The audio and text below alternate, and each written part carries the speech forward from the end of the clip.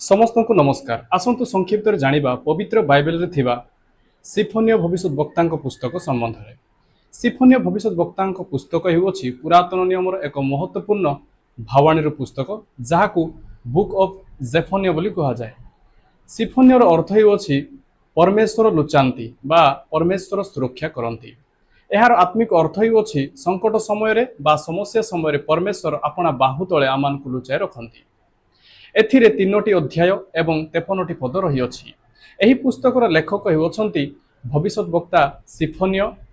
640 BC रु 609 BC मध्यरे एही पुस्तकटी को लेखा जाय अछि बोली अनुमान करा जाय। तेबे आसंतु जानिबा एही पुस्तक रे दिया जायथिबा मुख्य विषय वस्तु गुड़िक कौन। प्रथम, परमेश्वरंकर दिन अर्थात परमेश्वर समस्त मानव जातिर पाप निमंते विचार करिवे। द्वितीय, पश्चाताप निमंते परमेश्वरंकर आह्वान। तृतीय, आशा और पुनर्स्थापन। यही समस्त मुख्य विषय वस्तु यही पुस्तक रे रही अछि। तेबे आसंतु जानिबा एही पुस्तकटी को पढ़िबा द्वारा आम्भ मानकु केउ सब आत्मिक विषय शिखिबाकु मिले। प्रथम, परमेश्वर विचारकर्ता अटंती, एणु से समस्तंकर विचार करिवे। द्वितीय, सत्य रे पश्चाताप कले परमेश्वरंक ठारू आम्भ मानकु क्षमा मिलिथाए।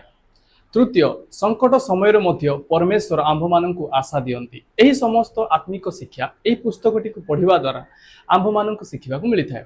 तबे आजिर वीडियो रे एथिकी पुणी देखाइबा आ गोटे नवा वीडियो रे। धन्यवाद।